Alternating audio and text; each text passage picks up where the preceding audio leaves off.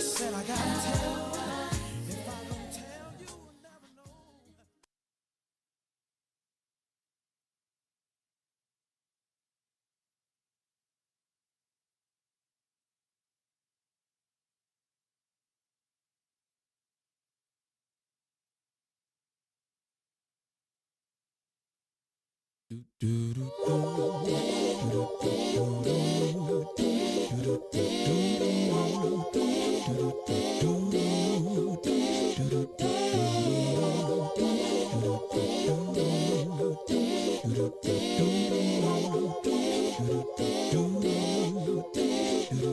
Well, sometimes I go out by myself and I look across the water, and I think of all the things what you're doing, and in my head I paint a picture. Well, since I've come home, well, my body's been a mess, and I miss your ginger hair and the way you like to dress.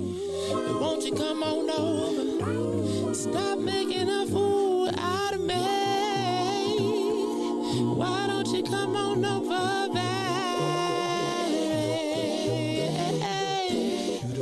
Valerie?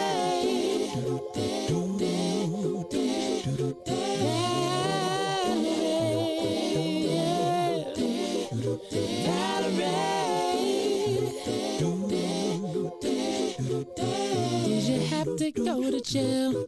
Put your house on up for sale. Did you get a good lawyer? I hope you didn't catch a tan. I hope you find the right man who'll fix it for you.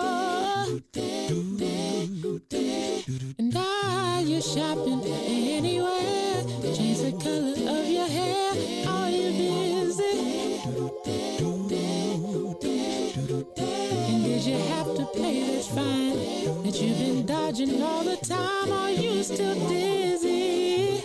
Oh, yeah. Since I've come home, well, my body's been a mess, and I miss your ginger hair and the way you like to dress. Won't you come on over? Oh, stop making a fool out of me. Why don't you come on over,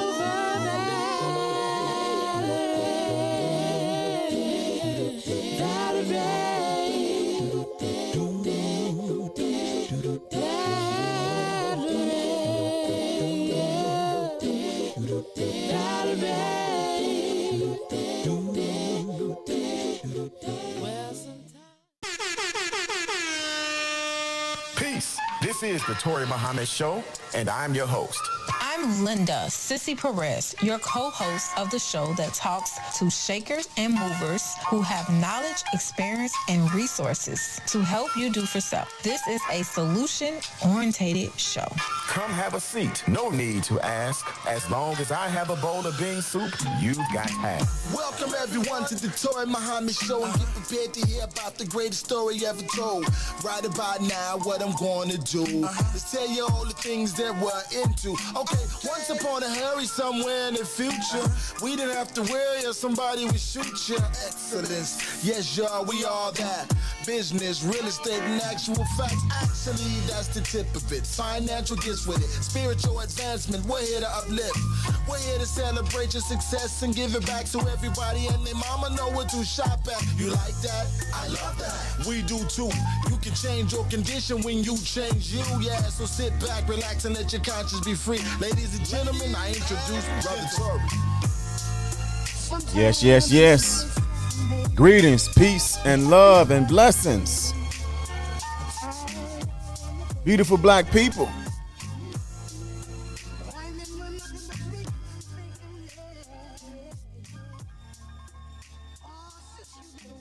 Since you've been away. Good morning. Good morning. What's going on, beautiful black people? Hello, world. Welcome to the Touré Muhammad Show. I hope you're doing well today. I hope that you are happy and pleased and blessed because you're on the top side of the earth today. We have my wonderful co-hosts in the building. Not this building. She is in her building. Oh, what's going on? I know, Turn the don't you hear laptop the down. repeat? Oh, that's me this time. Man, it's been a long time, man. I got to get back in the swing. Thank you, sir. So listen, what's going on, Linda Perez, Sissy? Nothing much. As usual, working hard, getting ready for tomorrow. We're creating an event for the children in the community from 1 to 3, Okay, where they let's can do come an and get intro. Let's do an intro delicious. first. You go right into it. You ain't. Uh, Let's go. I'm sorry. Let's introduce what's going on. How you been doing? What's going on? What's happening with this hair today?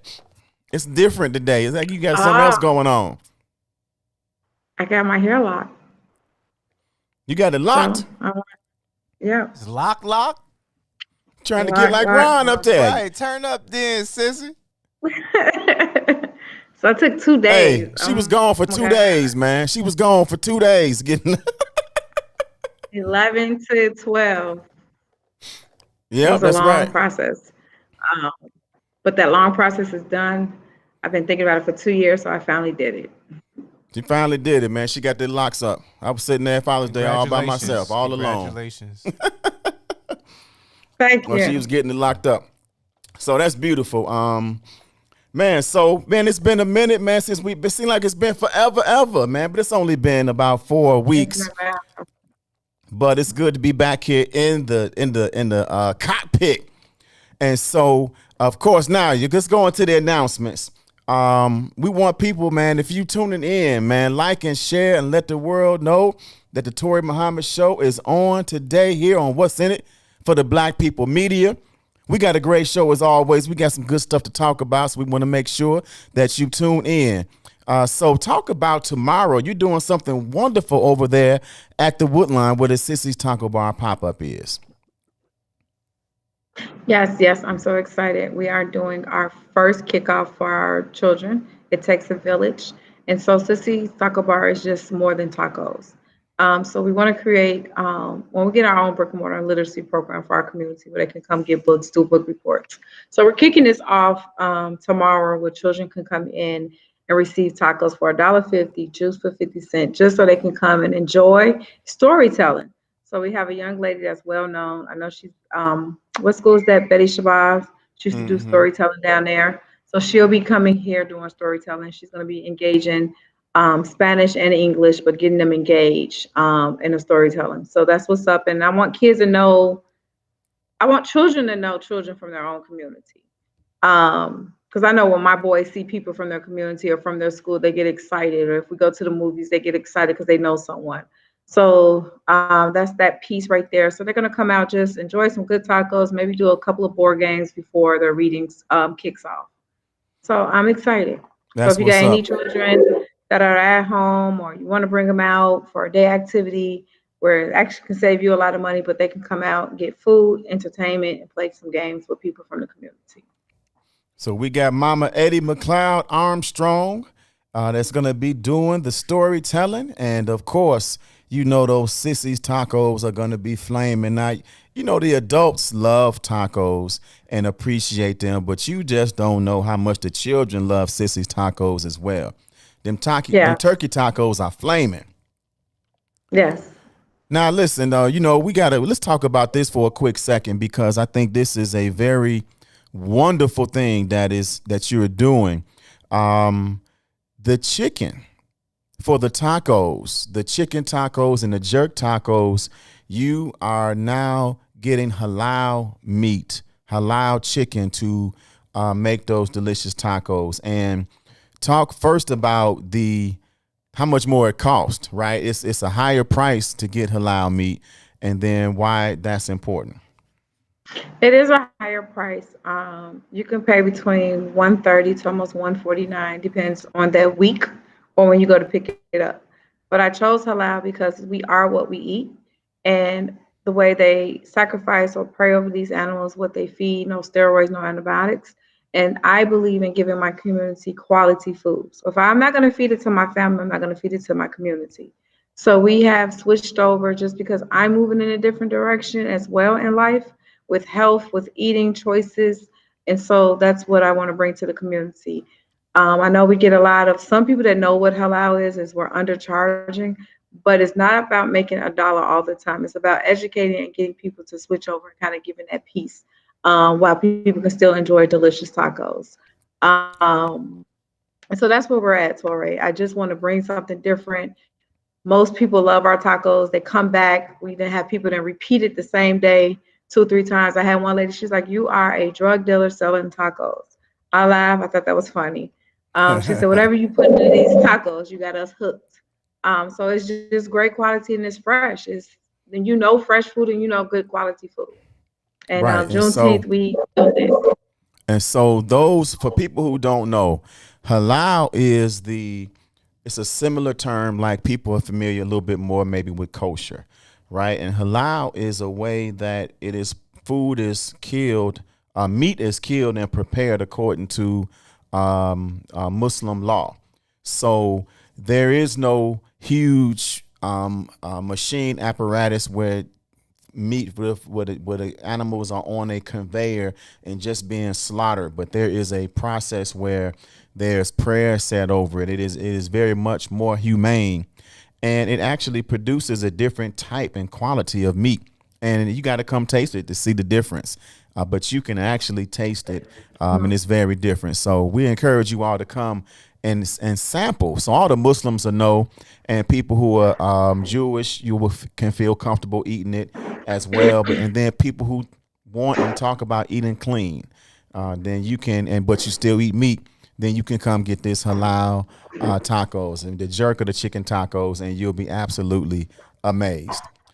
All right, so let's talk a little Absolutely. bit about the Juneteenth. Juneteenth was off the Yes, chain at the yes. Woodline.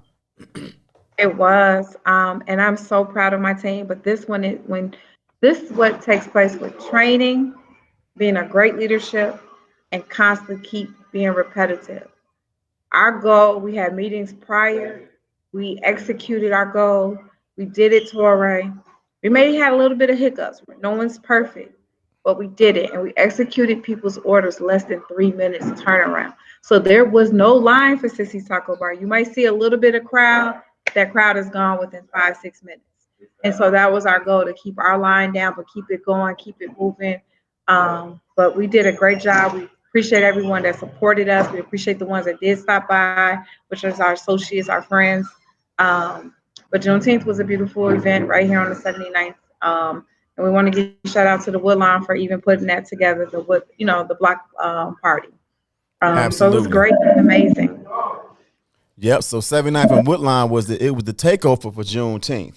Now there's something that there's always this dynamic, right? When things become more popular, sometimes they lose their impact. And Juneteenth is a celebration of freedom, of us being freed from being enslaved. And it is also a great moment and opportunity to reflect on what we are doing with the freedoms that we have. And, there's some challenges that our community has, especially when it comes to celebrating and partying. And so I think we got to be able to address those things as we go forward, because there should not be things that are counterproductive to the idea of freedom done on the day that we're celebrating being so-called free. I agree. I agree. Yep. And it was a little bit hard for me because I know I had to run Sissy Taco Bar Torre, but we always ran with the Black Mall case and then at the Pullman Park, because it's always good at the, what is it, libation, like the whole ceremony, the prayer, Libations. yeah, libation. Like I missed that. Like I like when I met Case, I think that was my first time ever celebrating it. But she made an impact on why we celebrated. What was the reason? What was the purpose? I received more educational piece from that, and so it was a little hard to swallow because we wasn't with that group this year at the Pullman part.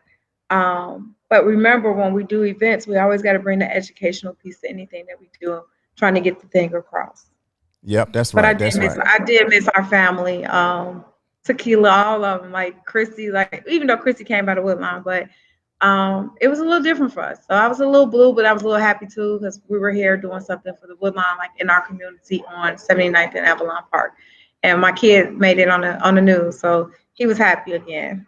Right, right. It's a good way. That's a good thing. Yep. So absolutely, there's a lot of components to it.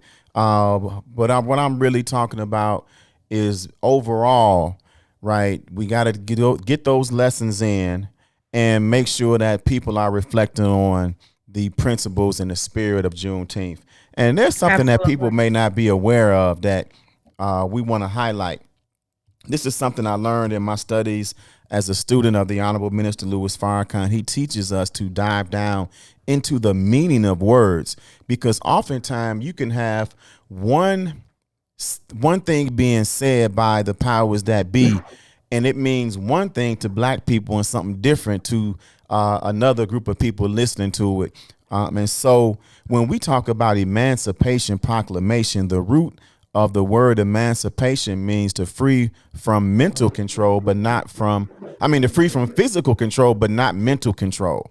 And so there was to put it in very basic terms, that was a little slick thing, right? That was a little like, okay, yeah, we're gonna let you go because it's good for the country, but we're not gonna loose you from the mental slavery that you are in. And so, and this is the struggle we're in today. This is why so many of us have and continue to act in accordance with the ideas of mental slavery and physical slavery, if you will, as well, some of us. So, but real quick, Yeah. Tammy Jackson just asked, what time is the children's reading? It's from 1 to 3 p.m. But the Well, that's reading the whole starts from event. That's the whole event. But then she's gonna come in at last like 45 minutes, 2:30. about Two 2:30, thirty right? to 3:50. Yeah. But don't wait to 2:30. Come in one time and make sure Yeah, so you that can you get get them your lunch. tacos. Enjoy the The food. kids. Yeah. Yeah, because I know she got a few little ones. So that's what's up with that. But yeah, we make sure you understand what that word means so that you can understand some of the dynamics that we face today. And I got a shout out to my man Jesse Carver. We have on this T-shirt. We are our own. Can you see the bottom? Solution. We are our own solution.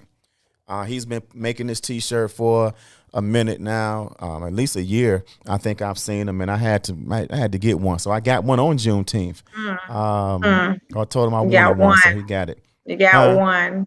You got one. Yeah, but I got two. The Juneteenth one that you wore the other day, and then I got another Juneteenth that you wore, the yellow one. So, yeah, this one I only got one of, but you got two of the other ones. It's all good in the hood. See, there's It's a good. principle. There's a principle, brothers and sisters, that we're taught in the Nation of Islam, and it talks about Columbus discovering the poor part of the planet Earth. And sometimes as a community, we always look for the poor parts. We don't look for the good part. Don't be like Columbus. Settle on the best part. The righteous Yes, settle on the sir. best part all the time. Right. No. So, What else been good, Tori? How's everything in the real estate?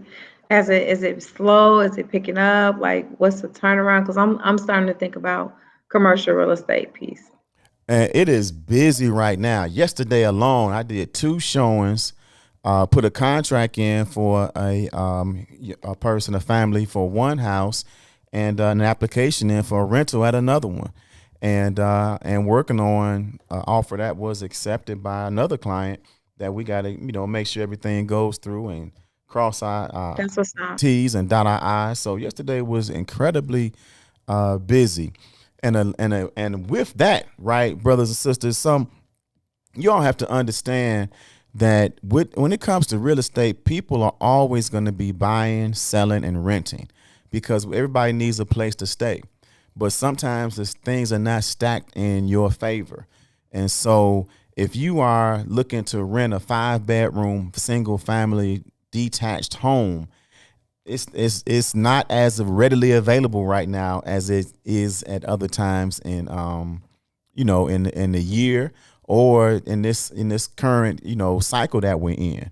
So a lot of people are selling because they can sell and make a lot of money than normal because it's a seller's market. And everybody, I don't know if it's COVID, but a lot of people don't want to rent right now. So it's not a lot out there, but with the right person, helping you and focus, we can help you find something. You just got to be patient sometimes. So, and I know sometimes people are, they call you and they need to be out in a week, and that's a lot of pressure right there, because we got to make sure we get you in the right place. But for my people that are looking for homes, man, it's going pretty good, and they are, hopefully we're gonna get some people in the perfect place for them in the next month. And this commercial, you asked about this commercial thing, so I think that's so important. I understood it, but I'm really beginning to understand it even more. Why you have so many commercial spaces with 1 or 2 apartments on them, because if you can live and own the business where you're working, right? I remember sometimes it was certain businesses. I was like, man, how'd they get here so early? They must sleep in the back. But no, it was a house. It was a home where they had an apartment upstairs. So that's an incredible space to be in. Is Linda, are you froze? I'm just talking. She's froze. She's like, oh, she's gone. She'll be back.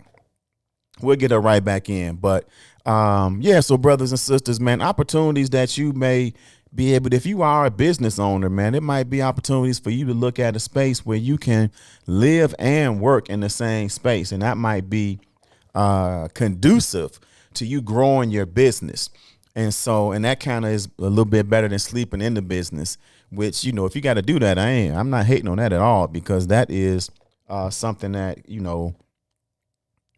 especially if you're single and you don't have children, you can get away with that. So that's what's up with that. So hopefully Linda's going to be back, but we're going to keep it rolling until she does. At 11:30, we have Sister Touré Muhammad coming on with the final call report, and we're going to see what's going down with the final call, or what's going up with the final call, and see who's been doing what, and some of the news that you don't always get in mainstream media. You can't get everything from mainstream media. You got to have independent sources of news where you can go and get what you need. So she's going to come on and we're going to talk about that. For anybody that wants to get the digital copy of the Final Call newspaper, I want you to text 844-773-8392. Text Final Call, FINALCALL, to 844-773-8392. And you can get plugged in, man, and get that Final Call newspaper. So we're going to have Sister Touré coming up in a second.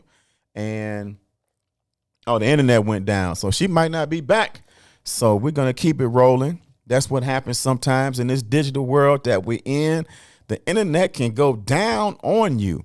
And so, brothers and sisters, man, it's a quick note that I want to give to everyone, because it's something that's been on my mind lately for our business owners. I did a quick training for some folks, some restaurateurs, recently, and I wanted to show them how easy that you can produce a content for your social media pages, and you can do it really in less than 10 minutes, right? And you can do video. Right now, video, of course, we've been saying this for years now.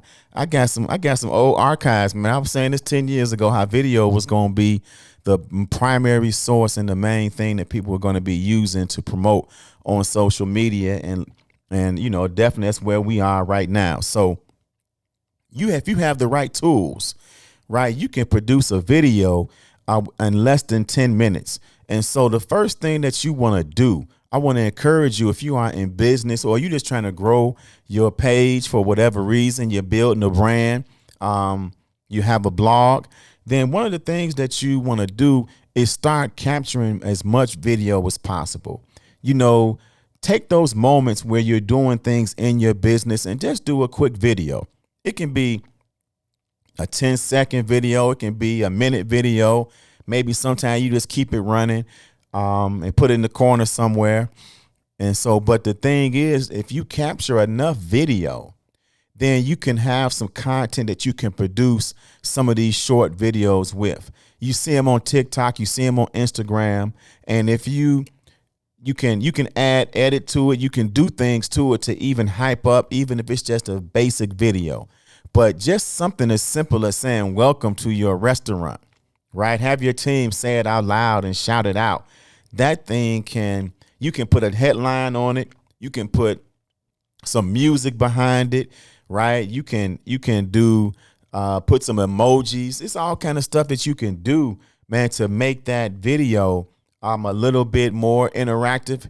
And I show people how to do that in less than 10 minutes. It's something that I've learned as a student of digital real estate. This is something, even though there's some principles that I understand and that I use, and I've been able to, make money online doing stuff digitally. The most important thing is to learn from study from experts.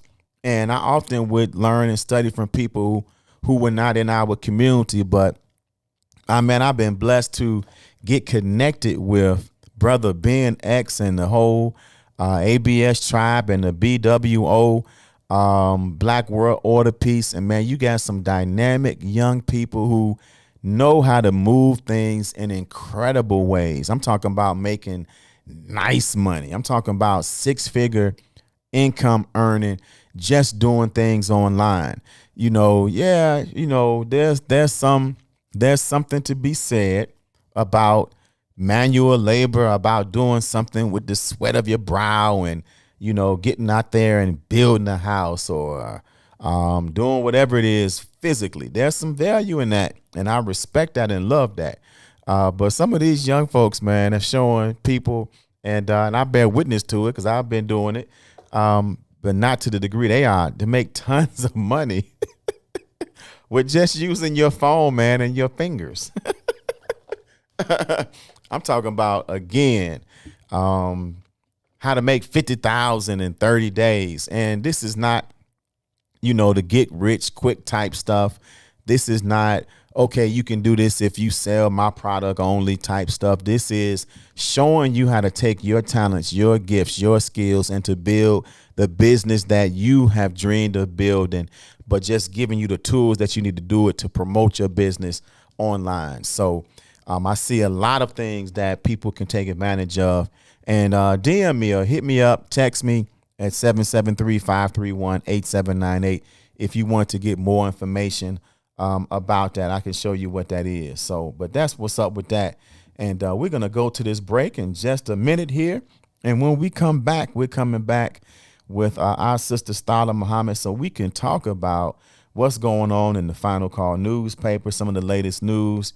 Always something informative and important for you all to be connected with, for us all to be connected with.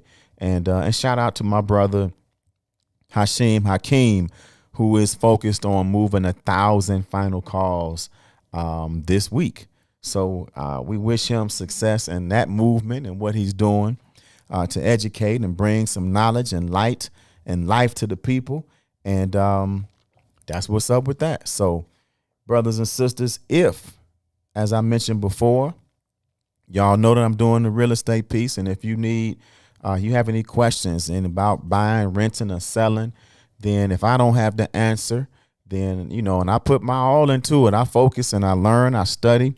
But if I don't know the answer, then I got some people around me with 20 plus years in the game who can get whatever answer it is that you need to help you with the move that you're trying to make.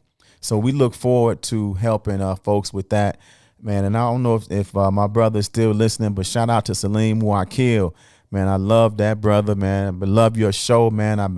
I enjoy it, and always very intellectual and informative. And so with that, we're going to go to a quick break, and we'll be right back with more of the Touré Muhammad show, and we'll have on our sister Touré Muhammad. Peace. WIIFTBP. WIIFTBP. Media's just for you and me. WIIFTBP. Media's just for you and me.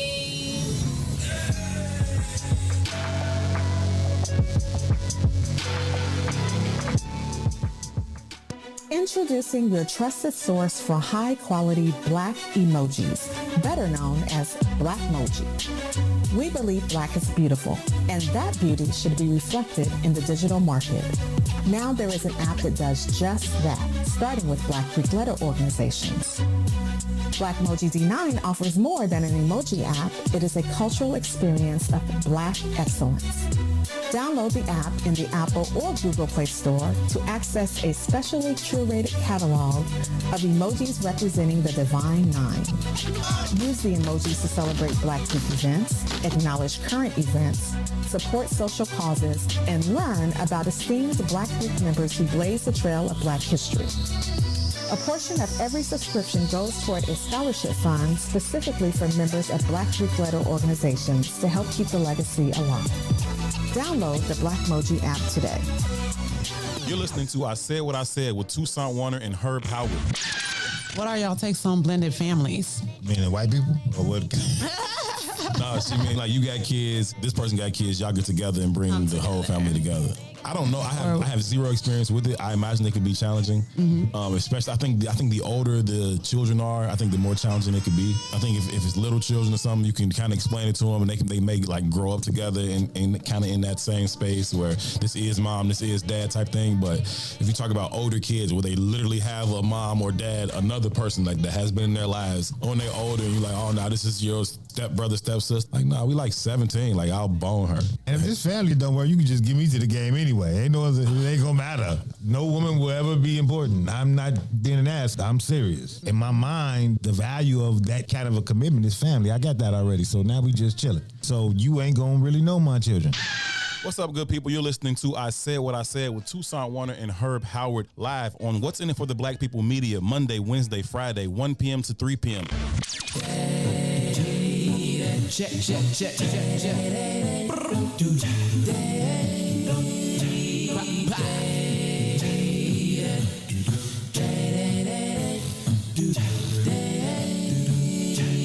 Oh, please, don't you rock my boat,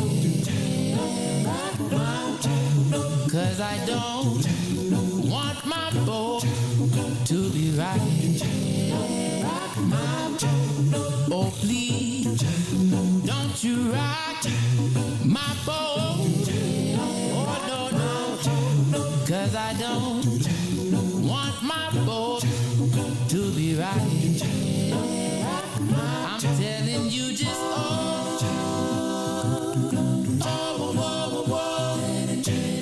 I like it like this. Keep this just like this. And you should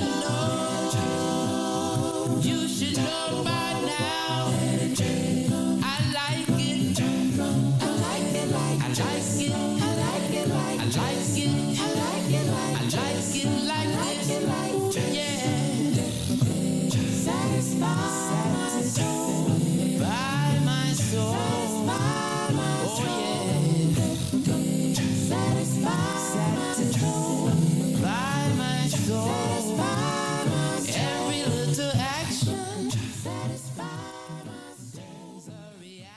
Every action gives a reaction. What's going on, brothers and sisters? We are back with more of the Touré Muhammad Show. And let me real quick shout out. We got Bootsy. Bootsy gave a shout out, and Tager and Press Shaka. Man, Shaka, let's do that. I'm going to let my people know if she want to do a bike ride, man, and I'm with that.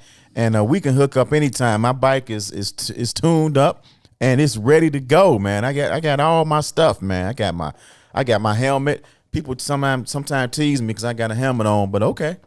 All right, hey, listen here. This right here, this all I got, man. This is gonna last, but this hopefully is gonna last even longer. So I want to protect my noggin. I don't know what you got in your head, but my head is important, and I know Shaka wears his helmet too. Boosie, what's up? So listen, we are happy to have Sister Starla here with us today. And hold on, I'm trying to take you off mute. What's going on? Oh, there we go. Assalamu alaikum. Wa alaikum salam, Brother Tory. Good to be back with you. Man, absolutely, man. It seems like it's been 42 years. I know it's been a minute. It's been a minute. It's been about a month. We were on the little hiatus, the little break. Man, we're excited to be back. And of course, man, always to bring some news and reviews from the Final Call newspaper. And so first, how are you? How is the family? What's been going on? Well, praise be to Allah, we are doing well. It's interesting that you mentioned bike riding because that's been an activity my husband and I have taken up over the last few weeks, trying to get out and about, getting a little cardio in. Go ahead. It was funny that first day though, Brother Touré, because it's been a minute. And when I say a minute, I'm talking about a few decades since I have actually gotten on and ridden a bicycle. So that first outing was a little bit challenging, but since then, we've gotten in some good exercise, got some trails around where we live, got a couple of hills that are challenging, but it's been wonderful getting out there, getting some exercise and some fresh air and spending quality time. So, man, that's beautiful. That's what's up. Well, please give your husband the greetings for me, and I sure will.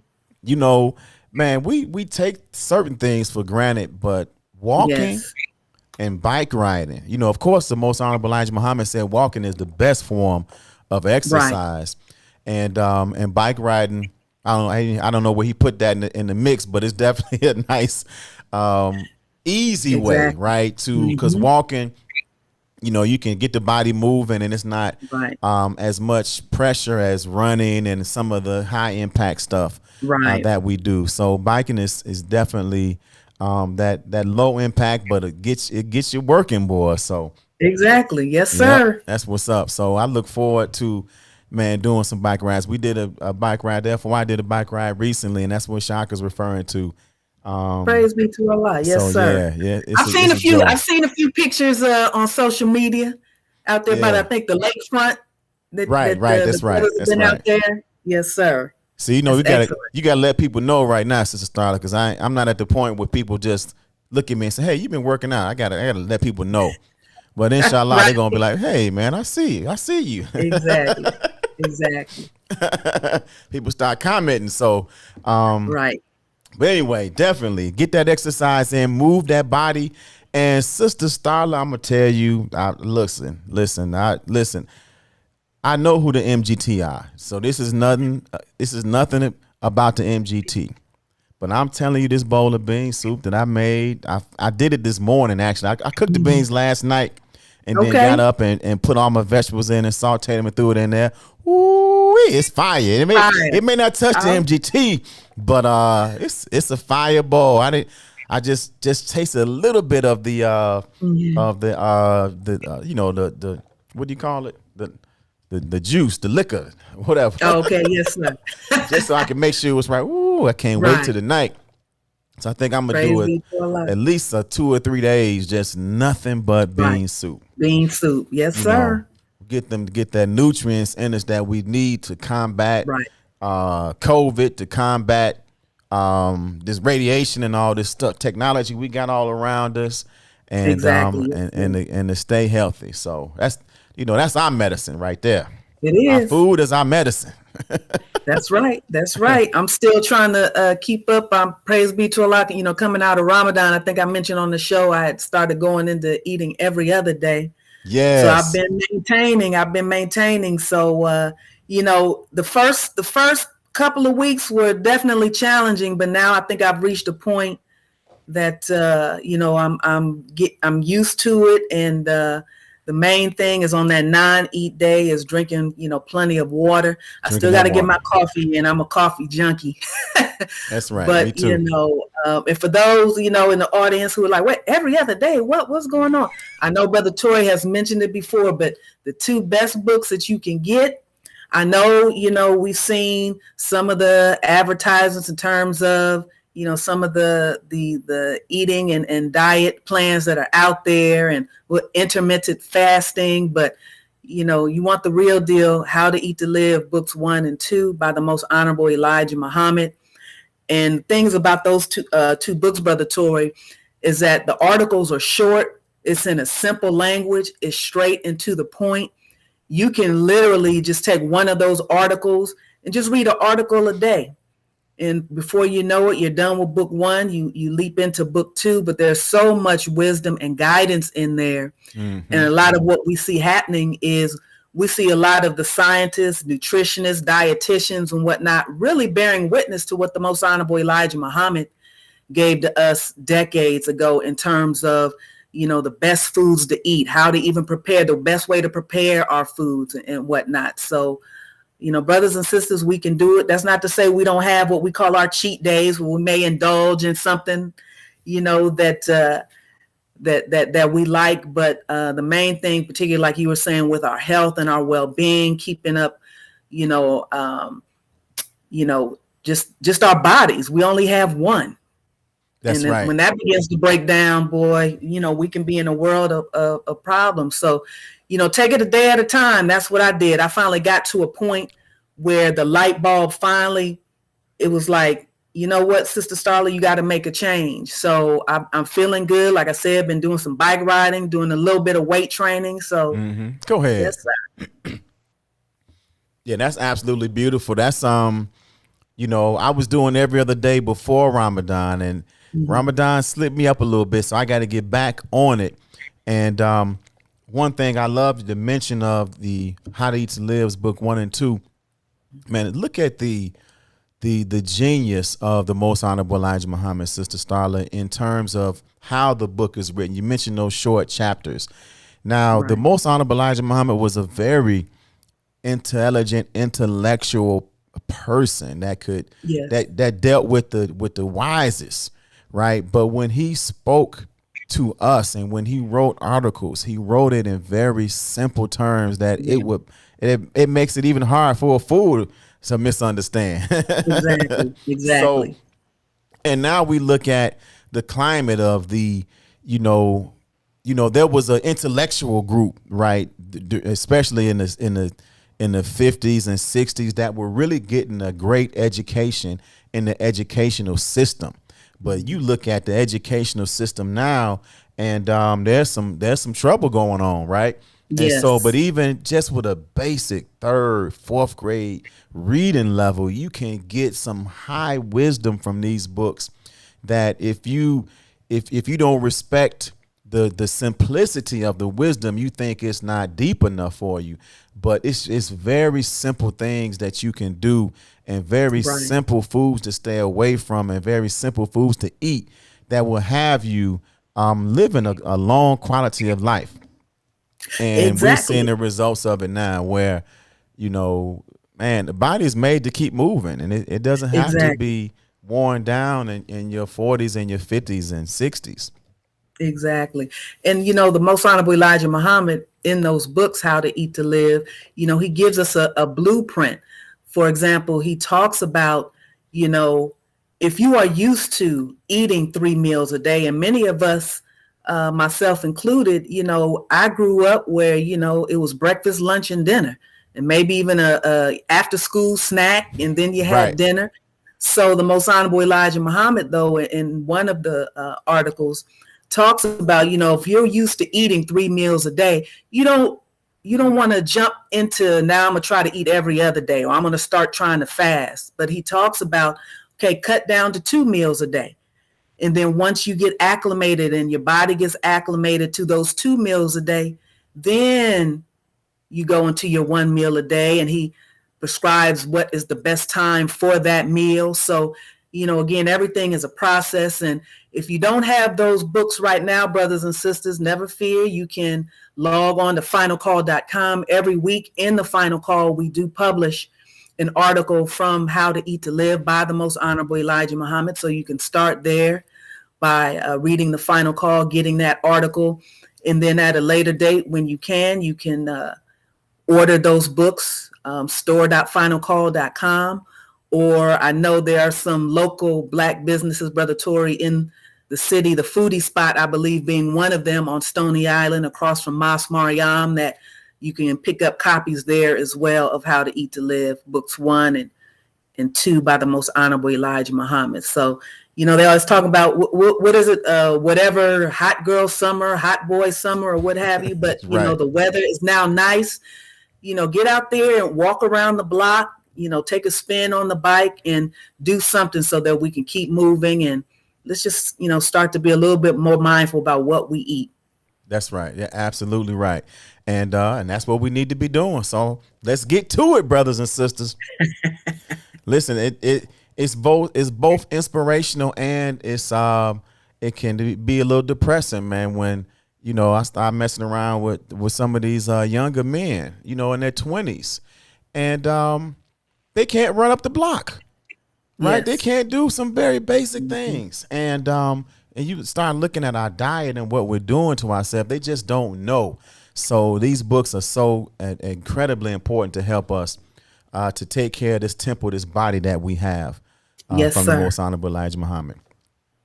So with that, man, what's going on in the Final Call newspaper? And as we're talking, I'm going to try to pull up the information because I want people to know about the National Training Conference that's coming up, hosted by Grand Master Abdul Aziz Muhammad.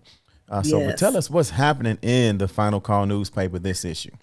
Sure. Yes, sir. Well, this issue, we feature on the cover a very great man, a son of Africa, and we titled it A Champion in the Liberation Struggle.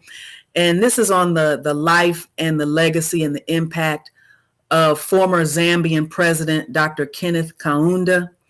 And he is really one of the last, if not the last, of one of the giants of Africa in terms of not just a leader, but a leader who was a freedom fighter against the colonial yoke that the continent of Africa has been under for decades. He was the president of what was under colonial rule known as Northern Rhodesia, but he actually was one of the catalysts in fighting for independence. And of course, then the country was then named Zambia. And this brother was president from 1964 to 1991. And he recently passed, but was 97 years of age. And so this cover story is dedicated to his life and legacy. And, earlier this year, Brother Touré, we featured former president of Ghana, Jerry John Rawlings, who also passed away as well. So slowly but surely, and, we've lost, Robert Mugabe. So slowly but surely, many of the quote unquote old guard who are responsible and were leading freedom fighters to fight, colonialism in Africa in the various countries are, we're slowly losing them. But this is a beautiful article written by staff writer, Brother Brian Muhammad. And so for those who would like more information on who Kenneth Kaunda was, definitely you can pick up your physical copy of the paper from the FOI, or of course, for those who are frequent viewers of the Touré Muhammad show, reach out to Touré Muhammad to get your issue. And of course, we have a digital copy as well. But this cover story is currently on the website as well, finalcall.com. And the Honorable Minister Louis Farrakhan wrote a beautiful, beautiful letter, expressing his condolences on behalf of himself, his family, the Nation of Islam, on the passing of Dr. Kaunda. And, they had a relationship. The Honorable Minister Louis Farrakhan, of course, has been on various peace missions, world friendship tours over in the motherland. And so he spoke about the relationship that he and Dr. Kaunda had in terms of him being a counselor or an advisor, taking counsel from Dr. Kaunda when the minister was over there with international Nation of Islam representative, Brother Abdul Akbar Muhammad, and trying to help broker peace in some of the situations, particularly at one point in the Sudan and then also the Congo. And what this article, Brother Touré, also really lays out is, our relationship, when I say our, the Nation of Islam and the Honorable Minister Louis Farrakhan, and our relationship with our brothers and sisters in the motherland. And that dates back to, of course, the Most Honorable Elijah Muhammad and the Muhammad Speaks newspaper, where you had the graphic of the hands grasped across one another, where you have a brother from Africa, the motherland, reaching across and grasping the hands of a brother from the United States. So despite, some of our cultural differences, which of course we have, we are one people. And so I encourage your viewers and your listeners to get the current issue of the Final Call, to read more about this great man, and to read the words, the poignant words, the touching words by the Honorable Minister Louis Farrakhan on the life and legacy of our brother, who, again, even after he left office, you had other leaders, in various African countries who would reach out to him for counsel, for advice. Because we know, because of colonialism, there's a lot of conflict among, our people in the motherland. But that, of course, we know is by design. But Mr. Kaunda, his life, his legacy, his impact of fighting for independence, throwing off the yoke of colonialism. And it wasn't just what he wanted to do for his people in Zambia, but he was also a catalyst for helping other countries on the African continent, fight and win independence as well. So a very great man, a very great freedom fighter on the African continent. And you can read all about his life, his legacy, his impact in the latest issue of the Final Call. Man, that's beautiful. And I think it's so important for us to, undertake this study.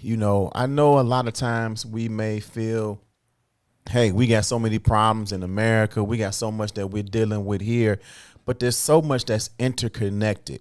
And if we're trying to figure out and navigate our freedom and true independence, then we have to be looking at what happened to Africa, where we came from, many of us, and also what happened to that continent after we left. Right.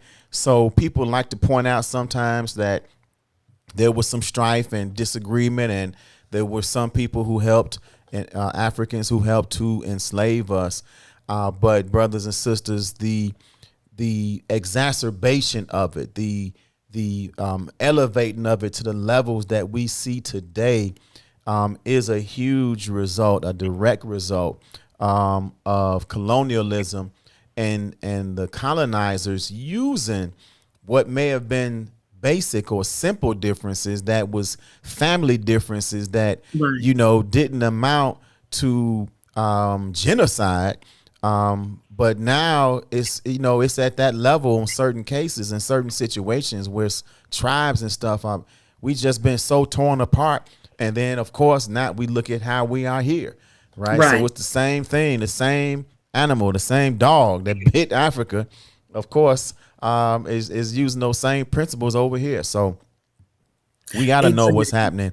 And I unfortunately didn't know a lot about him. So I'm looking forward to reading in detail in the Final Call about this brother, because, with Muammar Gaddafi and others, as you mentioned, we don't have those strong, a lot of those strong ones, man, that just, they was willing to do what it took to free their country from, whether it was Spain, whether it was Italy, whether it was, of course, France and Britain that, seem to have a lot of the lion's share. Then, we got to focus on that. We got to know what's going on. Sir. So, real quick, let me mention this right quick before we go on. But I want you to hold that point. Don't forget it. But I want to make sure we don't forget. July 16th through 17th, this is the 26th anniversary. The title is Preparation in the Time of Trouble, National Training Convention. The National Driven Training Plenary Session is going to start Friday, July 16th at 10 a.m. And brothers and sisters, this is, of course, it is often a lot of members of the Nation of Islam, but it's not only members of the Nation of Islam, and it's actually a multicultural event when you get a chance to engage in it, because we're talking about how to make sure that you are preparing your body and that you understand basic things about self-defense and emergency preparedness. All these things are so critical to children, the youth workshops. So it's going to be a lot of training happening at this national training conference that is hosted by our student assistant supreme captain, and he's the Grand Master. Some know him as Anthony Muhammad, but he has been recently renamed, not too recent, but still, because Anthony Muhammad has so much weight. We want to make sure y'all don't, we talking about the same person here. Right. Abdul Aziz Muhammad. He is an incredible man who can, I'm telling you, VSK Jiu-Jitsu is something that you need to know and understand and teach it to yourself and your children. We'll learn from him and then pass it on. But go to the VSK, JIUJITSU.com. It's the VSK Jiu-Jitsu.com. THEVSKJIUJITSU.com, or call 773-769-7017 on how to register. It's a $50 for the youth, $99 for an adult, and $175 for a couple. But this is something, brothers and sisters, for people who want to understand and learn more about some of the things that we are taught and learn in the Nation of Islam, especially when it comes to self-defense. You need to tune in and be plugged into this national training convention. All right, Sister Starla. That's our public service announcement. So let's go back to it. Yes, sir. I just wanted to mention another couple of things about Brother Kaunda.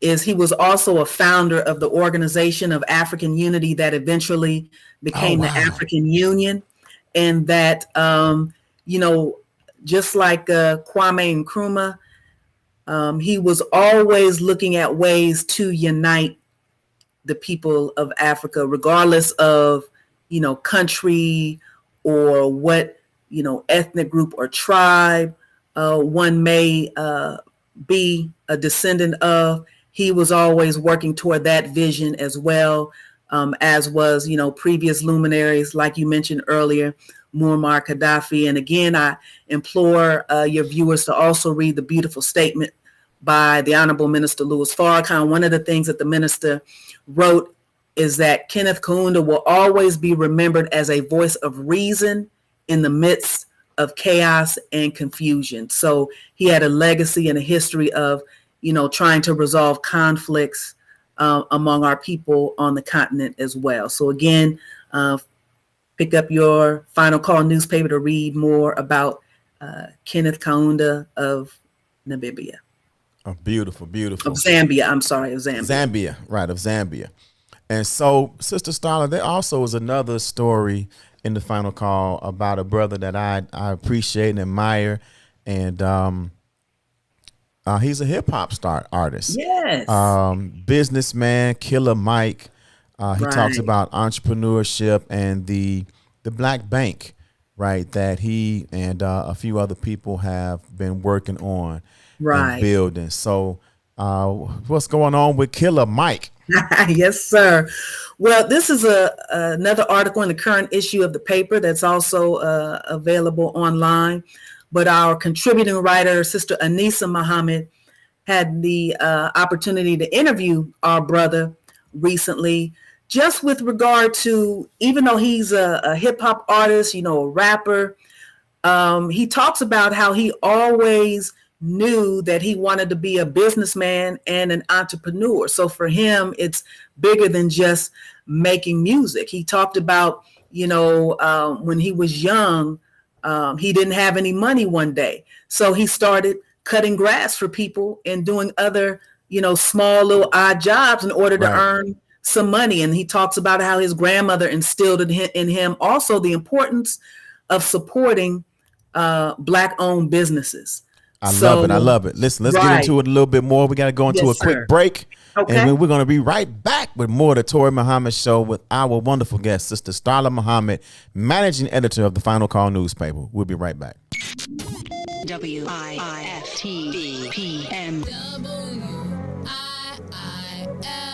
WIIFTBP Media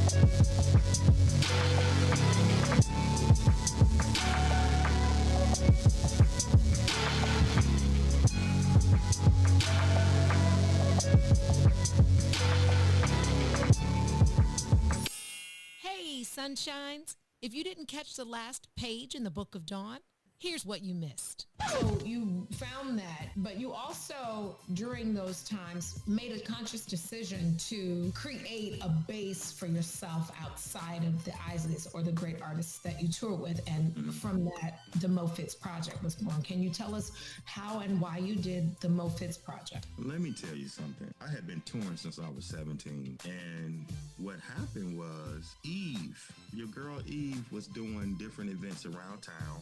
And I remember it was right on 47th Street.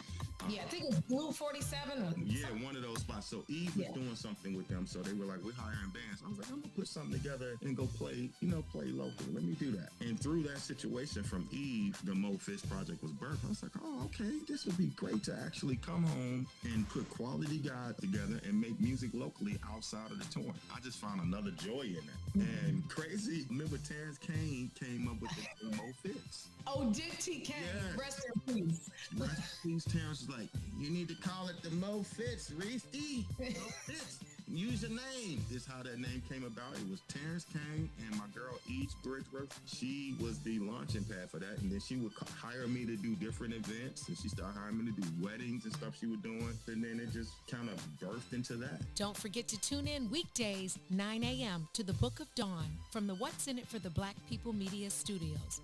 Roll Tide, y'all. Shop at Black-owned and operated Solo Beauty, where you are appreciated and respected. Located at 8158 South Cottage Grove, Solo Beauty can supply all of your black hair care needs. Solo Beauty is open from 11 a.m. to 8 p.m., Tuesday through Saturday.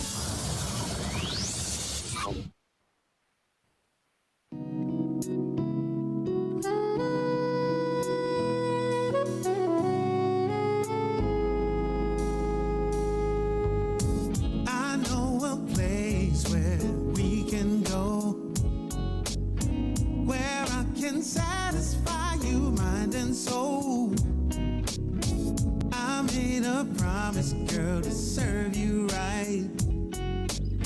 Just give your undivided attention tonight. Come go with me. I'll take you there. Let me take you there. That's where love and fantasy fill the air. Come on, baby. Yeah. Wake up to sun.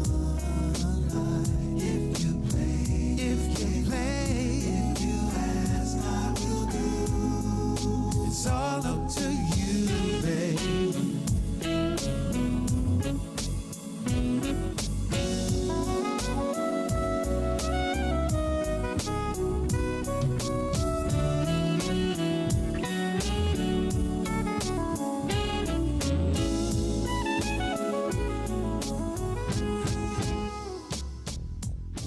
No need you wanting for a single thing. Yes. We are back. More of the Touré Muhammad show. We have our guest, Sister Starla Muhammad, like our regular guest. You like we appreciate you. We definitely, because it's so important to get these things from the Final Call newspaper and let people know what they're missing when they drive past the brother on the street. That's right. Or they scroll past it and don't click that link to get more information. Right. So Killer Mike, man, we talking about Killer Mike. So yes, you were talking about him, starting to learn how to make that money at a young age, because he wanted to get some things done. He wanted to go to Six Flags. Hey, Six Flags Six Flags in Atlanta was not like here in Chicago. Six Flags was not that far from the city. It wasn't a 2-hour drive. So they wanted to get there. He couldn't wait to get to Six Flags. Exactly. So at a mess young around, age, get on the bus and get to Six Flags in Atlanta. Yes, sir. So he had that drive as a youngster. That was and he talked about his grandmother again as an example, how she talked to him about the importance of supporting Black-owned businesses, and so he had been used to doing that since a youngster. He said he's always banked Black. Which is important as well. And so he actually has a few businesses, one being the Swag Barbershop. He started that with his wife. So they've got that.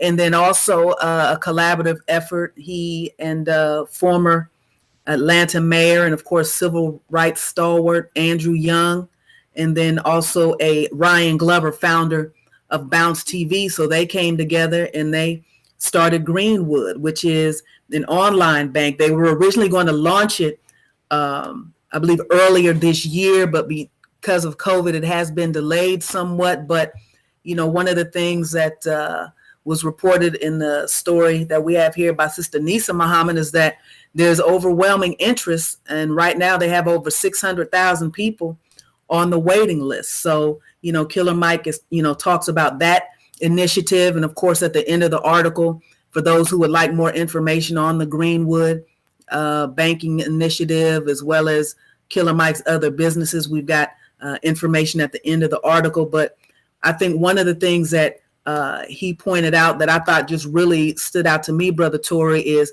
he said, you know, the relationship between Black folks and banking has not, you know, always been a good one. And one of the things Sister Anissa talked about in the article is that the relationship between banks and Black money is not a good one. The Federal Deposit Insurance Corporation, the FDIC, reports that 46% of Black households were fully banked in 2017 compared to over 77% of white households. Big banks have a history of loan denial to Black people, and the practice of redlining continues to affect Black access to loans. So I think the important lesson in that, Brother Touré, is that, you know, again, we began to support our Black institutions, you know, putting, you know, no one's saying you have to put, as we say, all your eggs in one basket, but, you know, open an account, whether it's, you know, online with a Black bank, or if you have a Black bank in your city, opening up an account there, because the more we are able to support these financial institutions, then, you know, if one of the big banks denies a business loan, then we can go to our neighborhood Black owned bank. And that should eventually, I think, become our first option. But we have to be able to support them so that they have then the capital to be able to make these business loans to our Black, business owners in the community. So one of the things you can tell, of course, Killer Mike, of course, is familiar with the Most Honorable Elijah Muhammad and the Honorable Minister Louis Farrakhan, because he, you know, gives us a shout out in the article. And he talks about, and this is an excellent example, I think, too, Brother Touré, Killer Mike talked about a Korean friend who told him what they do in the Korean community. He said, when it's time for a great idea, they, meaning the Koreans, get in a circle of 8 to 10. They go to somebody's grandparents, somebody's parents. That money comes directly from under the mattress sometimes. It goes into building the business. All 8 of those people who want to build that business as big as possible. When that business is big enough, they replicate, scale that business over and over again. And you can look at some of the services that we continue to go, whether it's hair shops or nail shops. That methodology is proven effective. And so we've seen other ethnic groups employ strategies, but it first starts with unity. And of course, the Most Honorable Elijah Muhammad, you know, taught us and teaches us in, you know, the program of Doing for Self is, you know, getting 4 or 5, 8 to 10 people with like minds together in order to do what we see other ethnic groups doing. So we see that it is possible. Doesn't mean that it's going to be perfect, but it is possible. And with hard work, with unity, with diligence, it can be done. And so I think this is a very uplifting article. So again, check it out in the current issue of The Final Call, our interview with Killer Mike. That's right. That's beautiful. And I think, you know, you got to deal with the mentality, the mindset. Yes. That we have to address and push back some of these false narratives and stereotypes and fear, right? Yes. So because on one hand, we have examples in our community of us working together in unity and harmony and reaching a goal and accomplishing a goal, right? Of course, the Nation of Islam is an example. The Black Yes. Panther Party is an example. You got Current, you got New Era Chicago. You got examples of people working together for a common cause and doing what needs to be done, right? But we got to remember, because sometimes people, have something slick to say when you talk about supporting Black-owned businesses. It's becoming more and more popular right now, right? Because the greater community, or the outside our community, people are now reinforcing what the independent, free-minded people have been saying for a long time. So now it's becoming more popular, right? So, but Black Wall Street I don't think they had to have chants and have to have rallies and talk about supporting Black-owned businesses. Exactly. They just did it, right? And they did it for two reasons: because it made sense, they were already together, and because they couldn't go shop anywhere else, right? Exactly. So, but then here now, integration comes and it gives us an opportunity to go outside of our community, and then we began to see institutions began to crumble, banks, right, and other institutions, because we weren't supporting them like we did before we got a chance to run outside of our community. And so now we have to have a rallying cry. The Asian community didn't have to have that. The Arabs didn't have to have that. Nobody else went through what we went through, and this incredible psychological, mental rape that we've been through. So we just all discombobulated.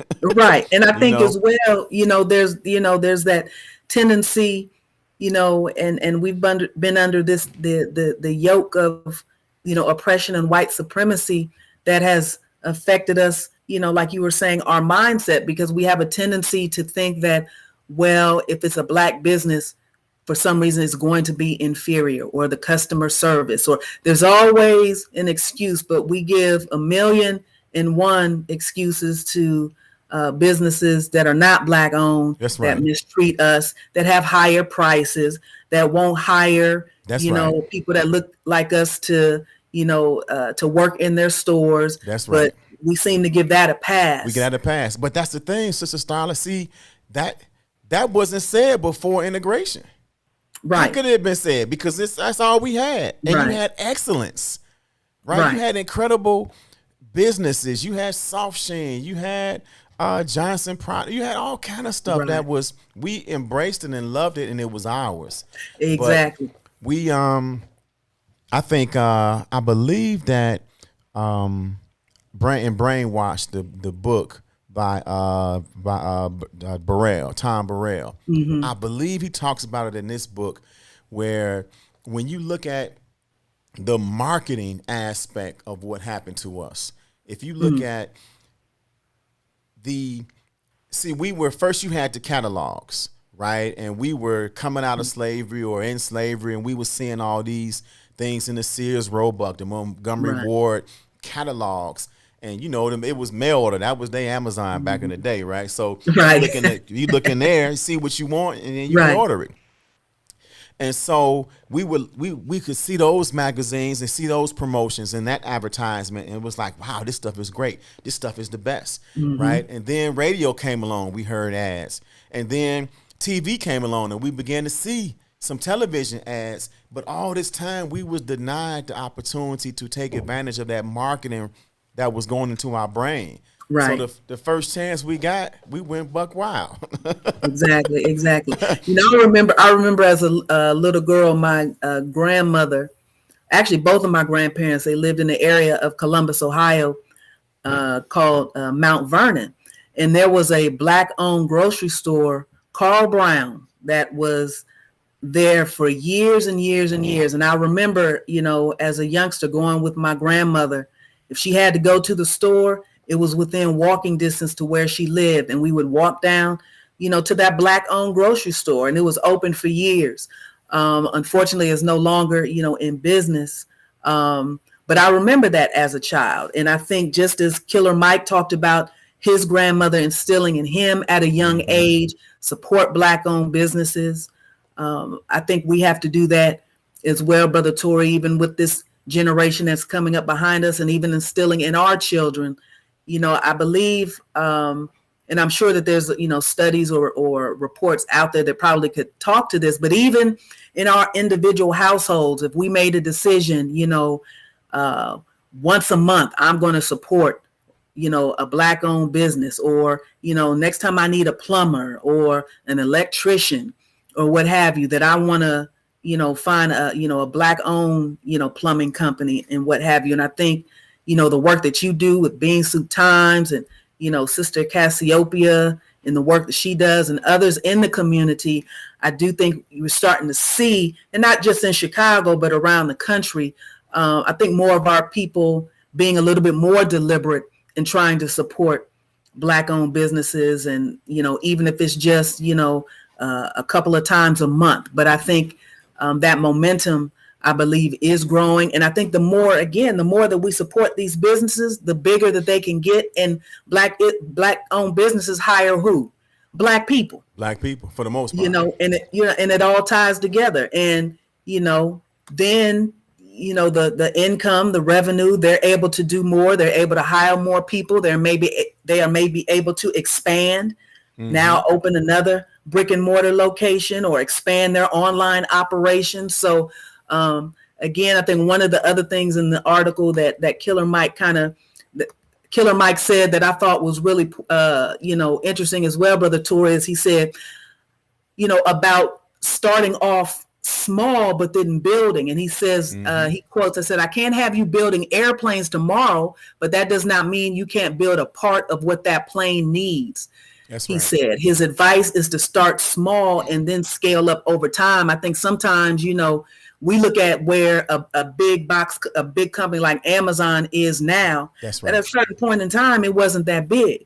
That's now, right. Of course, I'm sure Mr. Bezos had some financing and some help that a lot of times is not available to our people. But I think, again, understanding that it's a process, but, we have to support and do the best that we can to uphold the businesses in our community so they can in turn expand and benefit the community as well. That's right. That's right. That's absolutely right. And, I'm going to take it. I want to say this. The business owners themselves have to take full responsibility for that. Right? Yes, sir. The business owner has to see, because Sister Starla, what I've experienced is I watch businesses fail, and then they say, well, I failed because I didn't get the support. No, you failed because you didn't tell people you were in business, right? Too often we can use some of the challenges and stereotypes as an example, right? Like, it's some businesses that said they closed down because of COVID. No, you was about to shut down. Right, because you weren't doing good business and you weren't advertising and promoting, right? And the excuse is taken away now. You have to market and promote your business. And during this pandemic, and as we come out of it, inshallah, you have to ramp up, right? People, a lot of time, our businesses for some reason think that if you just build it, they will come. Exactly. No, that's a slogan that has a little bit more details to it. You have to promote. Now, if you don't have any capital to advertise your business, man, you got the internet today. You have some tools at your disposal. You have a phone. You have a cell phone. Right? I learned a long time ago from Delzino Wilson Dabriano, a Black entrepreneur. We featured him. He's been in the Final Call newspaper. Right. Man, he said when he started his business, he made a list of 1,000 people. And he called those people and just told them he was in business. Right. Too often we don't even tell our family and friends that we're in business. Right. So if our businesses take up that responsibility to market and promote to us, because that's what some of the successful businesses did. You don't find a business that's successful in our community that does not respect marketing and advertising and promotion. Exactly. And understanding that, again, you mentioned tools such as what is available on social media, but I think, and you could speak more to this than I, but in terms of when you are conceiving of or wanting to start a business and you are developing or working on a business plan, marketing and advertising and PR should be a part of your business plan. Okay, how do I plan on getting the word out to my people? What is the best way or best medium to get that word out? Back in the day, like you were talking about, it may have been a 30-second radio spot or, putting up flyers in the neighborhood, advertising something. But we have so many tools, like you were saying, available now at our disposal. And, social media is a whole, professional niche in and of itself. So as part of your marketing strategy, you may have to have a social media expert that can tell you, okay, when it comes to Facebook, this is what the strategy should be. When it comes to Twitter, this is what the strategy should be. So it's a specialty, as you know, because that's what you do. But then you also have, sending out email blasts or, getting on shows that are pro-Black business, such as the Touré Muhammad show and maybe others, to get that word out. But it's a whole strategy that needs to be, I believe, part of, a business plan when you're thinking about going into business. No longer is it we will build it and they will come. It is, okay, I better think of how am I going to get the people to come before maybe I even build. So that way you don't have, okay, I'm open, and then you looking out there, well, where are the people? That's right. And it's so many different strategies, right? This is business. Right. Business is war, like the most honorable, like the Honorable Mr. Louis Farrakhan said, right? So, and when you look at military strategy and maneuvering, there may be different avenues and things you can take, but the thing is, you have to do something, right? Right. There are some businesses that all they are doing for marketing is Instagram and putting up videos, right? Now they may not stay there, but at least it's one place. And if you have a business and you have 20,000 people following you on Instagram, and let's say, all you need to do is sell 100 of your items a day to make a profit, right? Then you got enough right there, right? Right. And sometimes we focus on, well, man, I ain't got 100,000, I ain't got 200,000. Right. But I mean, you're not servicing and promoting and marketing to the 500 you got. Right? Exactly. So what you gonna do? What you gonna do with that many? Right. Yes, sir. Take care of the ones you have and let that grow. But yeah, it's so much. There's so many ways and things that could and should be done. And if you don't have the money starting off, just start where you at. And and put the time in. You're gonna have to learn some of that stuff. If you can't afford to hire somebody, then you have to do it. Right. And it's amazing too. We spoke on young people earlier, but man, young people, they know this social media. So grab your niece or your nephew or your son that they know about TikTok and Twitter and not so much, some of them are still on Facebook, but my son is just like, Mom, Facebook. And that's for old people.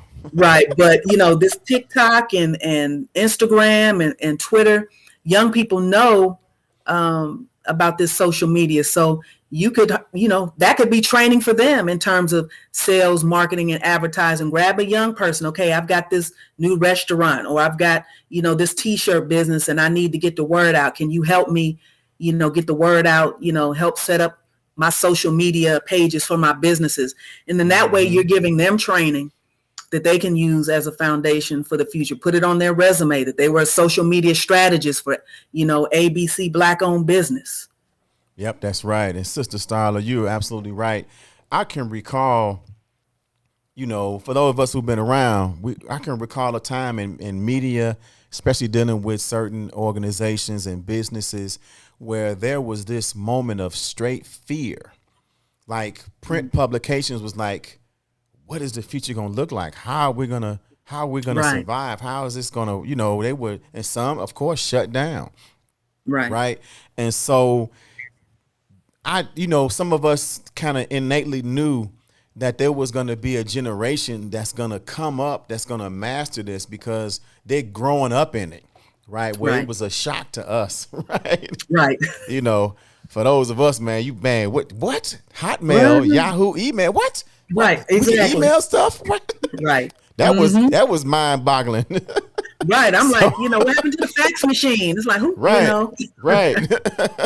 So Brother Ben X and Dr. Jacob Taylor and that whole ABS tribe and the Black World Order, those young brothers, man, they are doing it. And not only do they know how to master the use of your phone to build a brand and to make money, but they know how to teach it to others and have, man, the community they've developed to help support and promote entrepreneurism is absolutely amazing. So, and that's one thing that as those of us who are a little bit more seasoned, man, we have to be humble enough and be able to recognize the God, even if the God is younger than us, right? Right. God is not a respecter of age.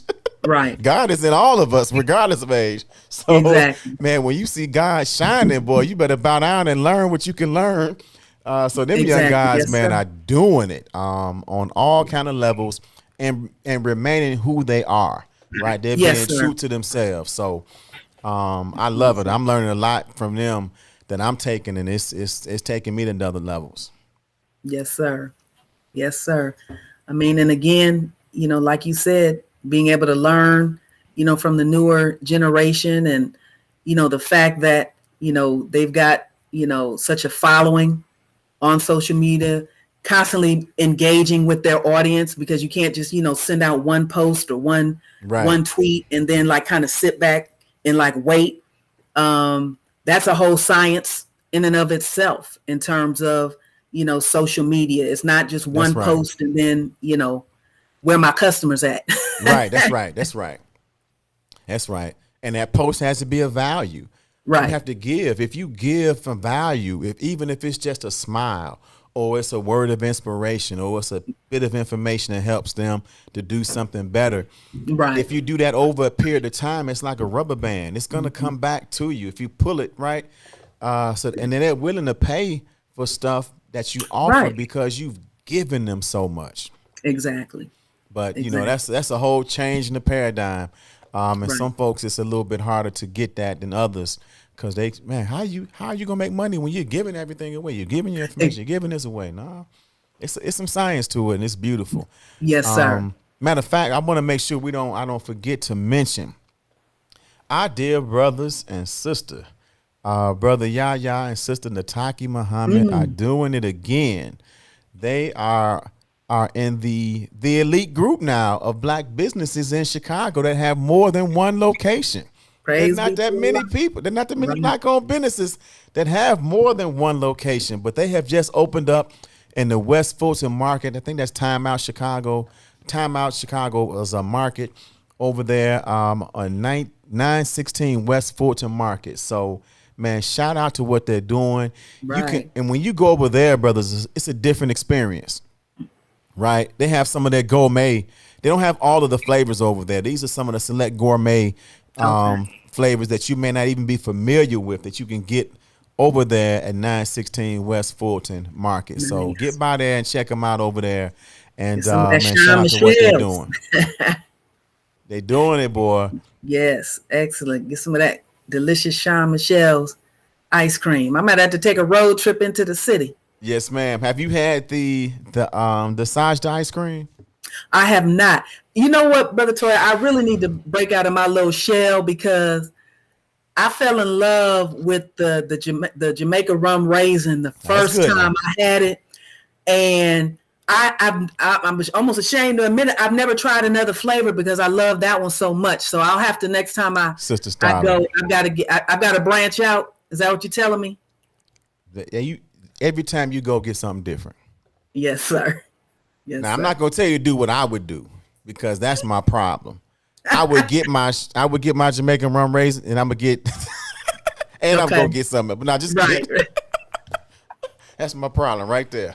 So, but try some. I'm telling you, you're gonna enjoy it, and Yes, sir. You know, and you appreciate the Jamaican rum raisin when you come back to it, right? Okay. All right. Yes, sir. It'd be like a long lost friend. But that Sajda ice cream, it's like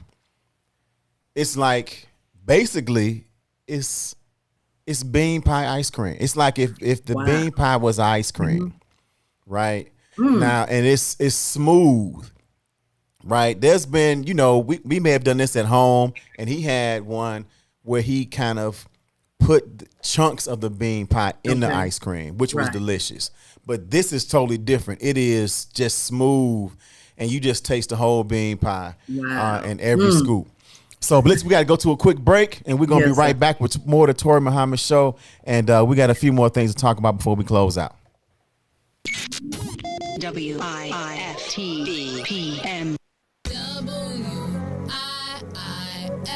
WIIFTBP. Media's just for you and me. WIIFTBP. Media's just for you and me.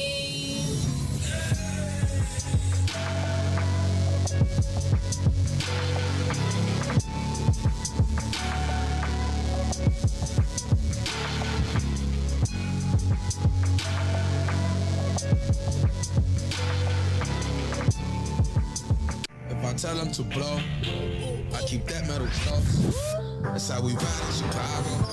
Alderman Lopez, welcome back to the Maze Jackson Show. The mayor has a very peculiar way she's dealing with this, and I'm trying to understand, why does it seem like we're handling this with kid gloves? The reason that she's not going after the root cause, which is gangs, the reason she's not calling out the silent enablers, as I tweeted out the other day, is because those are many of the same people that she relied on to get elected. I'm talking about the not-for-profits, those that reach out for grants and try to be the intermediaries in a community to try and bridge some of these anti-violence groups, things of that nature. These organizations that say they're trying to build bridges oftentimes are the ones that are enabling the gang lifestyle and allowing it to go unchecked and not holding accountable the individuals causing the violence in the neighborhoods. Those same partners, which she funds, which she relies on, were unceremoniously all pimping themselves out at a press conference. Ooh. Saying nobody said a word about gangs, but what they did say is that we need more money for the programs that we offer to help stop the violence. And clearly for more money to go to organizations that are working against the residents of the city of Chicago.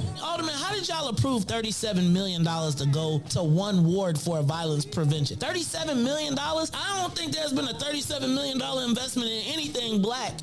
When these amendments to the budget and when these programs come before us, and I've asked the last time that these were proposed by the administration, what metrics are we using to ensure that everyone with their hand out was not still enabling gangbangers in the middle of the night? And oftentimes have intervened on behalf of gangbangers, particularly in the Latino community. When you see in other communities, like the black community, when you start doling out contracts to, say, Metropolitan Family Services, and now they're responsible for doling out to organizations to come into neighborhoods like, for example, West Englewood, contract out to organizations that have no connection to a community, build no bridges to a neighborhood, but get $300,000 to stop violence.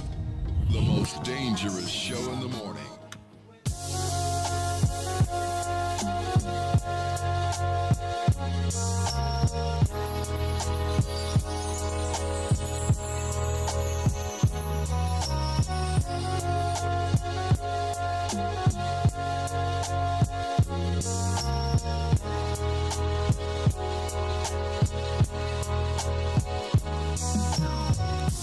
You gotta know that it's over. I gave all of me. My heart is empty. You promised you would change. You said forever, you and me. Look at what you've done to me. I'm torn apart. I'm picking up the pieces you left to me. How selfish could you be? All right. We are back. The last half hour of the Touré Muhammad Show, we have on Sister Starla Muhammad. I've hijacked her. I've held her hostage. So she's gonna hang out for this next half an hour with us, or about 20 minutes. And anything else that you want to highlight from the final call? I do have a story that I want to share with you, and I want to get your feedback on it. Something that was in the news. But anything else in the final call? Yes, I would like to direct your listeners and viewers to another article in the current issue of the paper, the Staple Goods Project and Founders Day virtual event, July 3rd and 4th. And so the Staple Goods Project is coordinated by Dr. Ridgely Abdul Muhammad, who is the director of Muhammad Farms down in Brownwood, Georgia, and his lovely wife, Sister Ann Muhammad. And so the Staple Goods Project gives you an opportunity to order some farm products in bulk, and also staple goods, meaning, for example, a 100-pound bag or 50-pound bag of navy beans.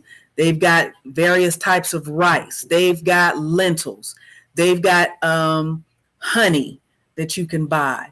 And so I would encourage folks, when hard times are coming, not to come, but many times they're already here. But you want to have something in your pantry, some staple goods that, when times get rough, hey, I've got some navy beans in there. I've got some lentils. I've got something that I can still make a healthy and nutritious meal for my family. And so there'll be a virtual event July 3rd and 4th to celebrate.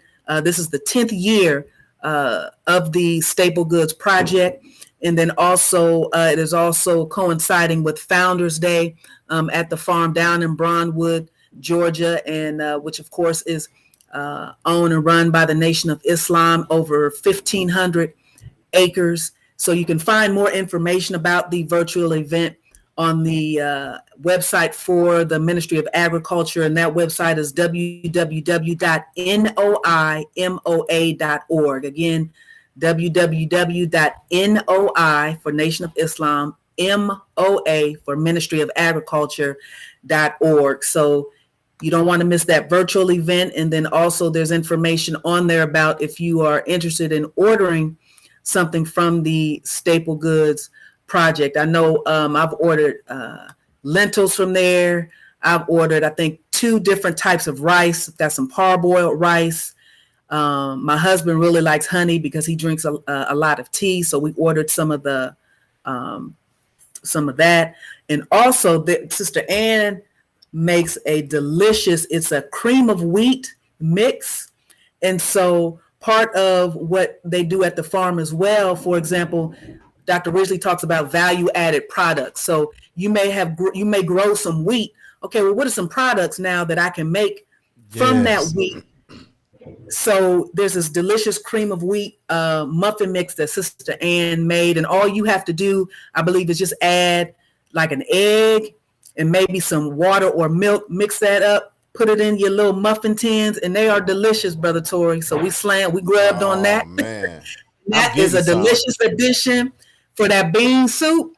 If you get some of that Sister Ann's muffin mix, it'll set it off. And they Sister actually Starla, I'm about to hop out my seat right now. That's my thing right there, boy. Of course, I use the cream of wheat or the farina muffin farina, but I didn't know they had that. Yep. And so how did I miss that? So I can't wait to get that and make me some muffins.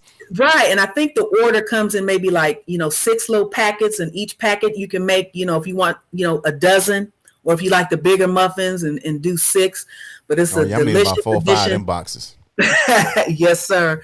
And then you can order some sifted whole wheat. So for those who love to bake, whether it's bread, pies, different pastries, things like that. So again, check out the website and tune in for the virtual event to celebrate the Staples Goods Project as well as Founders Day from Muhammad Farms. Sister Starla, you just don't know, man. This is why I love our nation.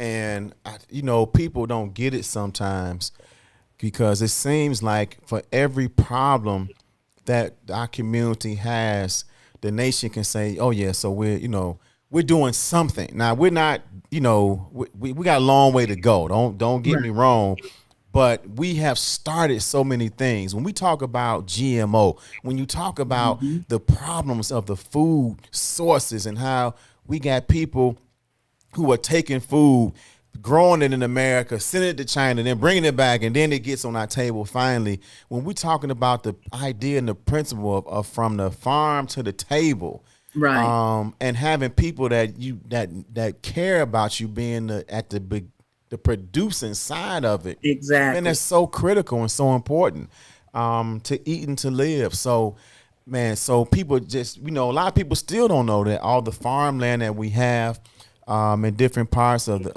the country and what we're doing to start providing food for ourselves. And it ain't just for the nation. Anybody can get some of this good food. So I can't wait to make my next order and make sure I get those muffins in there so I can post those. Right. And then along the way, this is like with Black Chicago Eats, one of the things I envision is being able to encourage and all of our restaurants, right, to be able, and it's got to be economical, it's got to be easy for them because they're dealing with a lot. But if we can be a source to provide fresh fruits and vegetables for the products that they make, the dishes that they make, then how much more better is that going to be? We know what we're getting oftentimes when we go to the foodie spot, and we know some of the sources she's getting the food from. Right. Exactly. So, I mean, it's like that. And it's, the Sissy's Taco Bar. She's using halal chicken right now, right, for the tacos. And, of course, no beef, no pork. So those things are important, man. We don't just feed me, but I want you to understand food science and be medicinal with it so that we can help deal with these pre-existing conditions that our community faces and use food as medicine and have it, it can taste good. We want to taste good now. Exactly. I don't want to eat nothing that don't taste good. And I think you brought up such a critical point, Brother Touré, is the Black farmers. And actually, in the current issue of the paper, I'm glad you mentioned that, we have a story, Jim Crow in a form of slavery. That's right. And the subhead of that is a win for Black farmers is under assault as white farmers demand more resources. So, so check this out. Now we know more resources. Right. Now we know that historically Black farmers in this country have been discriminated against for decades at the hands of the USDA, which of course is a government agency, a United States government agency. So for years, Black farmers were denied subsidies, denied loans, denied resources that white farmers got the benefit of. And this is systemic. And of course, we know at a certain point in time, particularly even coming up out of slavery, the acreage of land and the number of Black farmers has, drastically dwindled. And so, of course, we know recently, there was 1.9 trillion in a COVID pandemic relief plan that included that aid was to go to Black, Latino, indigenous farmers. And again, you've got to understand this has been centuries of discrimination where Black farmers, were not given anything or basically pennies compared to their white counterparts. So recently, a judge in Wisconsin, basically, even though this law was passed, this judge in Wisconsin, a federal judge, basically put a halt because there was a lawsuit filed by a few white farmers who are crying now, reverse discrimination because, well, we can't get any of that money because we're white. Now, you got to slow your roll a little bit. Where was this camaraderie and this feeling of, farmers being in this together when you were getting the money, but Black farmers, your Black farmer counterparts were getting shut out? But now all of a sudden, and this is just a little bit, 1.9 trillion, is it a significant amount? Depends on maybe who you would ask. You'd probably have to talk to, Black farmers to really get their take. But just the nerve of now you have a lawsuit that has been filed because white farmers are crying reverse discrimination. And now a federal judge has basically put a pause on these funds. Just shows that, again, when we try to get a little bit of gain for our people and it looks like, hey, maybe something, then here you have the rug being pulled out. So we'll have to continue to monitor this to see where it is headed. But yeah, it was a conservative law firm based in Wisconsin that took up this case on behalf of these white farmers. And so we'll continue to monitor. But for more information, this is an article also in the current issue of the Final Call written by longtime Final Call staff writer, Sister Nisa Islam Muhammad. And again, you can read that as well in the print edition as well as online. But, again, the road to justice for the Black man and woman in America is once again looking like it's going to be elusive because, white farmers are now, crying foul, even though they've been getting the money all of these years. Yep. And see, I think it's important for us to remember and to recognize that a lot of the discriminations and issues that we face, it's been government sanctioned. Right. Right. Whether we're talking about housing, right? When you talk about veterans coming home from World War I and World War II and not being able to get a VA loan, right? Because they were Black, because the banks didn't give them the loan, and the VA department didn't question how come it was only white people getting the loans, right? And then how that was a generational wealth creator right there that we were not allowed to get into. So all these Black men and some women who were veterans, not able to get a loan to get a home and still having to rent and die without building anything for their families, no equity in the home, right? And when you talk about medical discrimination, medical racism, exactly, government sanction, right? Some of these situations happen where women were getting hysterectomies happen in prisons, right? They were prisoners and were without their knowledge or their consent, having that done to them. And, and unfortunately we think that, maybe they deserved this and they was in prison. There's no outcry for things like that. You know what I'm saying? Sometimes what happens in the prisons to our people. So yes, it's all we have to do something. We have to stand up. That's why I love this brother's T-shirt right here, Jesse. Oh yes, sir. Yep. We are our own solution. That's right. Of course, that is echoing the spirit, the message of the Most Honorable Elijah Muhammad and the Honorable Minister Louis Farrakhan. I thank them for teaching us some very basic things that we need to know. The knowledge of ourselves, the knowledge of the enemy to self, the knowledge of God, and the knowledge of the time and what must be done. Yes. So, and one thing, go ahead. Now, I was going to ask, no, go ahead. Then we got a few minutes. I want to talk about this last piece right here. Oh, yes, sir. About IKEA serving watermelons and chicken on Juneteenth. I heard about that. But just wanted to point out one of the things that Sister Nisa Islam touched on in this article is she said under the Trump administration, nearly all of the $9.2 billion bailout provided to farmers in 2020 went to white farmers. According to the Environmental Working Group, white farmers received $6.7 billion of that, which is 99%, in coronavirus food assistance program payments, while white farmers received $15 million, which is 0.1%, and Latino farmers $100 million. So under the Trump administration, literally, and this has been a pattern, Black farmers received pennies compared to their white counterparts. But under this new administration, additional funds that are specifically earmarked because of that historical discrimination. But again, now the white farmers are crying foul. It was cool when they got the 99% of the funds. That was great for them. Right. But now that they see, blacks and indigenous farmers having an opportunity to get, some funds that they are owed, that they are due, long overdue. Now, this lawsuit comes about. So ain't no fun when the rabbit got the gun. That's right. Yes, sir. So IKEA. So Juneteenth, they decided that they were going to have a celebration in honor and recognize Juneteenth with their staff.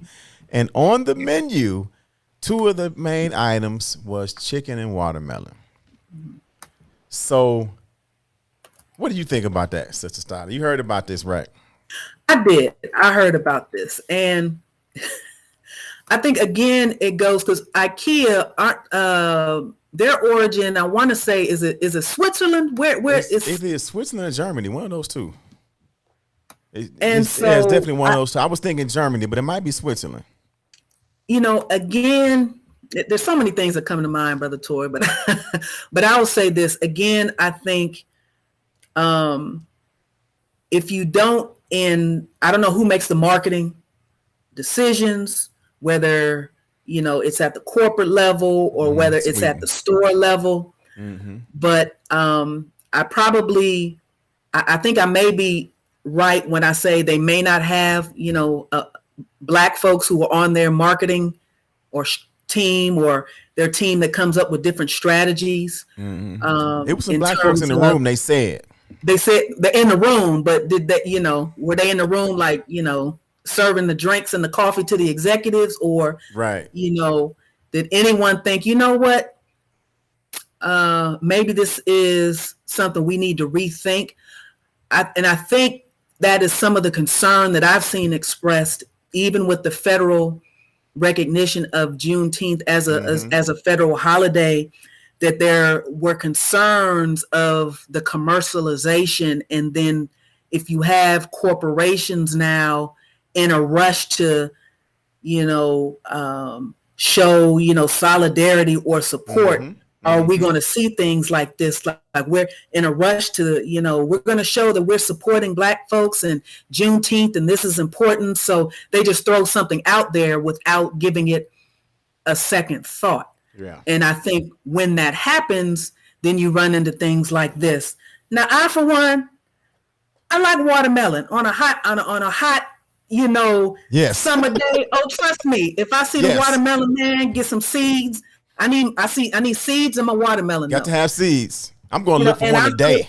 And I throw down on some wings, on some chicken. So it's not that we as black folks don't partake, but we also know that there's a history and a stereotype, that an imagery that comes along.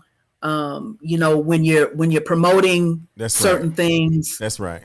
So you just have to be mindful of that. And if there were black people in the room who had a voice and went along with it, that says some things. Or if you have black folks in the room that maybe objected to it, but they were ignored, that says some things as well. That's right. That's absolutely right. It's context and it's content and it's it's where it's coming from. All of that matters, right? And understanding and dealing with the nuances. And you're absolutely right.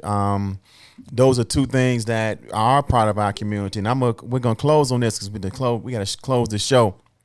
But do you know, Sister Starla, that initially, right after slavery, black folks was selling watermelon and using it to make a lot of money and becoming independent. And so before that, the watermelon had a stereotype that was more connected in Europe, Italy, I think even in Egypt, and it was associated with poor Italians and poor Arabs, right? But then they transposed that stereotype and placed it on us because they saw us using that watermelon to make money, and it was easy to grow. So they wanted to separate us. And they knew they could, of course, they could come fight and bomb and attack us in that kind of way.